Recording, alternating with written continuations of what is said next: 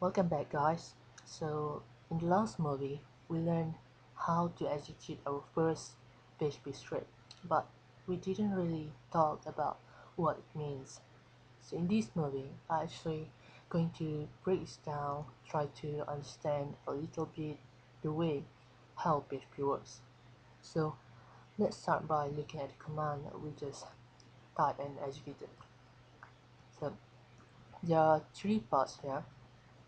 There are the less than question mark PHP, and there's the space before we get to the next part, which the PHP info parentheses and then semicolon, the space and then question mark greater than sign.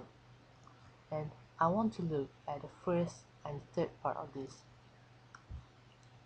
um, which are the tags that tell it to begin and end PHP commands. We talked about in the introduction that PHP can be embedded in HTML, and this is the mechanism that make it happen.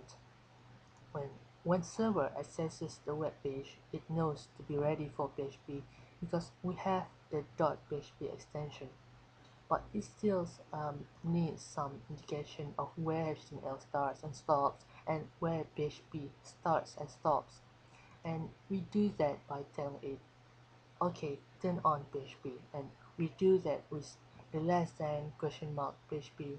Start filtering with your PHP filter, and when we are done with all our PHP commands, we put question mark and then the greater than sign. And there are some variation of this that you should be aware of. There is the short open text. This is considered the bad form. Uh, and in PHP 3 and before that, it is very common to see this. This is different from what I've shown you, but this just says turn on PHP, turn off PHP. Most of the time, this will still works on you, but it's considered bad practice. And we really want to always go ahead and say what I mean here is PHP and specifically writing those letters PHP after the first question mark. There's the other type of tag, which is the ASP style text. And if you familiar with active server pages which Microsoft has, you'll be familiar with this style text because this is how ASP tells its web server to embed ASP into HTML code, and this is done with the percent sign instead of the question mark sign. You can use ASP style tags, but you have to enable them in the php.ini file. And also, this is considered as very bad form. And this really good reason why this is very bad form, and that because it doesn't always works. Obviously, if you write the PHP file and you use this kind of text and I take your code and I take them on my server and my server doesn't allow to use this kind of text, then suddenly your code won't work. So you may want to just stick with this. Um, okay, so now you can understand what actually happening in my file. And one last thing that I want to show you before I move on, I'm gonna create a new file. So I'm gonna write some basic HTML here. So I just gonna copy and paste it. Yeah. And now nothing is really useful to go ahead and develop a very basic HTML page like this.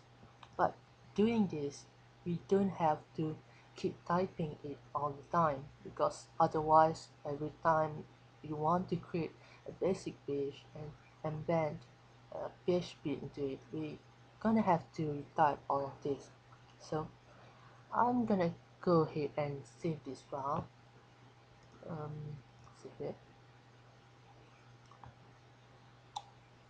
Oh, I've already moved on. Split it. Okay.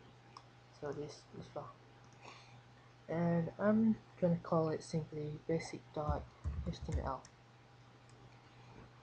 Now this the HTML file. This is not the PHP file, and we can load it up onto our browser the same way.